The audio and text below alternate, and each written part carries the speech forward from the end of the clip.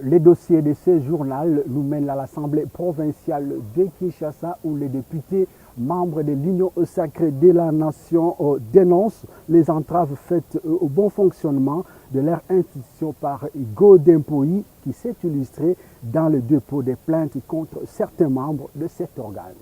Reportage de J.P. Moy.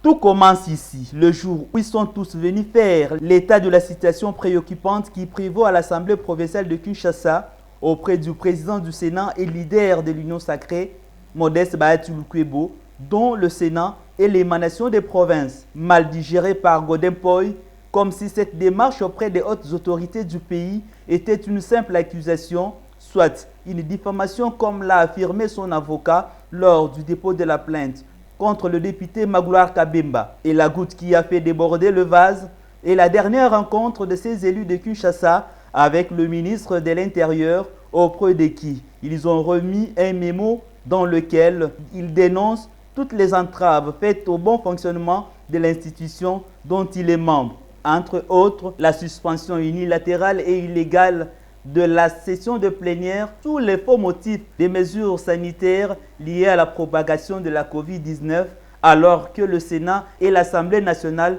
fonctionnent normalement. La fermeture de l'Assemblée provinciale de Kinshasa, la non-convocation du gouverneur de la ville de Kinshasa de venir répondre à la question orale avec débat lui adressée à son temps par Mike Mukebai sur la politique générale et de la manière dont cette ville est gérée. Mais hélas, Dieu seul sait, et alors seul Dieu sait comment cette ville est gérée, dans quel état elle se trouve depuis la remise et reprise. Des manœuvres visant à la levée des immunités de Mike Mukebai et à le faire taire sont bien là les faits dont les députés provinciaux ont usé des par leurs droits constitutionnels pour réclamer l'ordre dans le fonctionnement de leur institution. Ce coup de gueule des députés provinciaux membres de l'Union sacrée ne vise rien d'autre que la reprise des activités et l'arrêt de poursuites contre les députés provinciaux qui agissent en conformité avec l'article 107 de la Constitution du pays.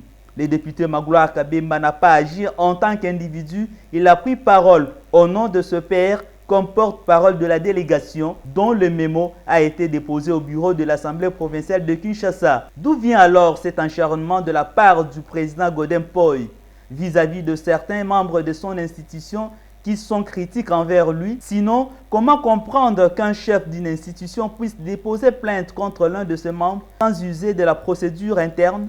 Toutes ces questions prouvent à suffisance, comme l'a tweeté Peter Kazadi. Le président Poyi ne supporte ni la contradiction, ni le débat contradictoire et démocratique. Le président Poyi vient ainsi d'afficher à la face du monde sa volonté de réduire notre institution au silence. À l'heure actuelle, tous les députés ayant signé ce mémo exigent de Godin Poyi de rectifier sa plainte, ou soit que cette dernière ne vise que tous les députés signataires. À qui profite cette loi de l'Omerta qui s'installe à Kinshasa? La question reste posée.